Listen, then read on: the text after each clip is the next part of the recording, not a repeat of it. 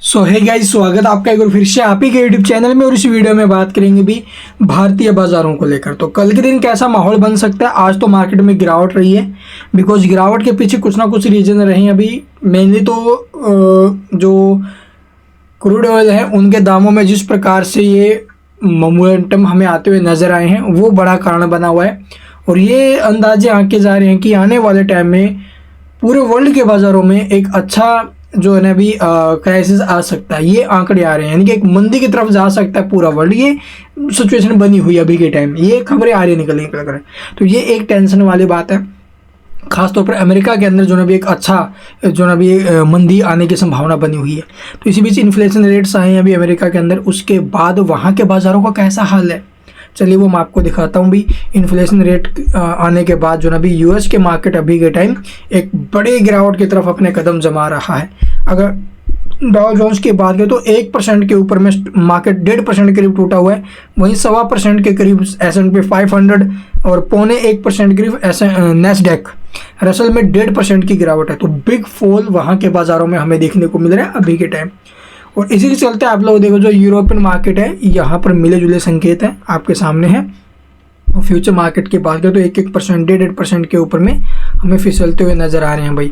तो inflation rates की अगर मैं बात करूँ तो वहाँ पर इन्फ्लेशन रेट्स थोड़े बहुत कम किए हैं। CPI जो है कंज्यूमर प्राइस इंडेक्स है वो थोड़ा कम आया अभी पीछे के मुकाबले। तो ये खबरें मार्केट में हैं, उसके बावजूद भी आप लोग देखोगे गिरावट है। ये देख सकते हो wall street today US stock mostly down after inflation data. तो इन्फ्लेशन डाटा के बाद जो अभी स्टॉक्स गिरते हुए नज़र आए हैं। आज की एक न्यूज़ अभी 8 बजे के आसपास की खबर है शाम को हमारे यहाँ पर। और ये देख सकते हो US stock were mostly down on Wednesday after the latest consumer inflation data.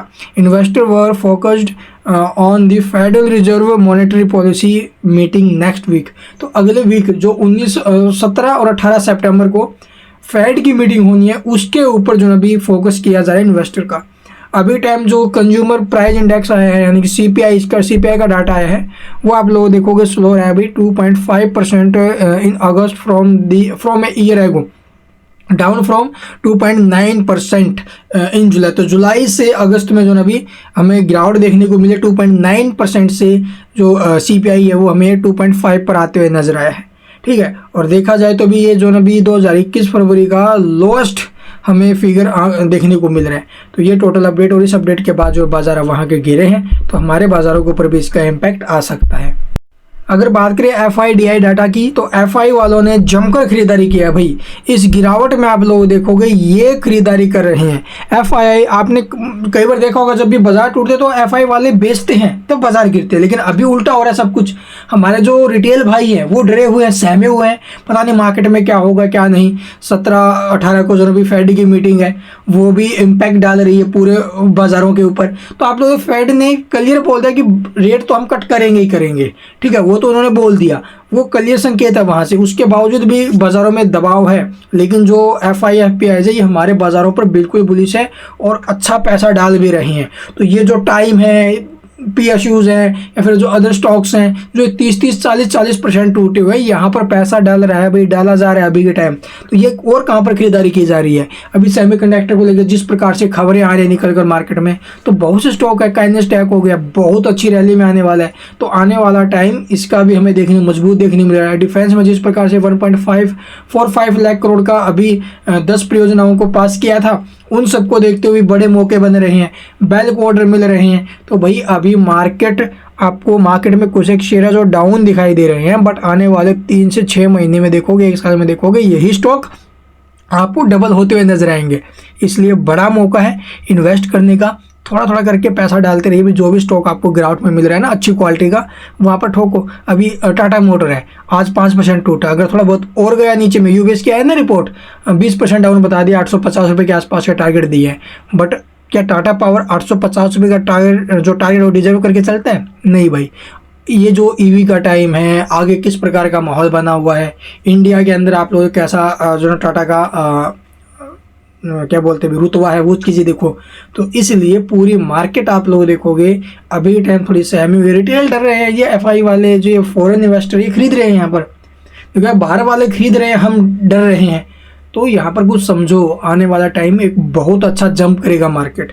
Morgan Stanley ने भी बोला शॉर्ट में गिरावट बनेगी, बट जो ये बुलिश रन है ना, बुल रन है, ये कम नहीं होने वाला है इंडिया के बाज़ारों में, ये बोला गया है। तो इसलिए यहाँ पर होल्ड कीजिए अगर आपने अच्छा पैसा लगा रखा है। और अगर आप फ्यूचर मार्केट वगैरह करते हो, फ्यूचर ऑप्शन ट्रेडिंग वगैरह करते हो, तो वो एक अलग बात है, वो आपके ऊपर डिपेंड करता है सट्टा बाजारी। तो इसके अलावा कुछ पूछना कमेंट में पूछ सकते हो। और चलिए एक बार मैं आपको लेवल दिखा देता हूँ भी, निफ्टी के सपोर्ट क्या बन रहे आगे के। तो यहाँ पर देखो भी निफ्टी के सपोर्ट की अगर बात करें तो 1 आवर टाइम फ्रेम के ऊपर लगभग 25,000 के आसपास का सपोर्ट था और वहाँ से मार्केट नीचे में क्लोजिंग दे गया भाई। ठीक है, अभी के टाइम अगर मैं सपोर्ट की बात करूँ तो इसका जो सपोर्ट हमें देखने को मिल सकता है इस करंट लेवल के ऊपर, वो रहेगा भी हमारा, यहाँ पर देखोगे आप लोग इस लेवल के ऊपर रहेगा लगभग 24,824 के आसपास का सपोर्ट है। ठीक है, 24,824 के आसपास का सपोर्ट आगे के लिए पकड़ो। और ऊपर से डाउन ट्रेंड तो है वैसे भी स्टॉक में, आप लोग देखोगे यहाँ से मार्केट में डाउन ट्रेंड बना हुआ है ऊपर से, और 1 आवर टाइम फ्रेम पर मैंने निकाला ये।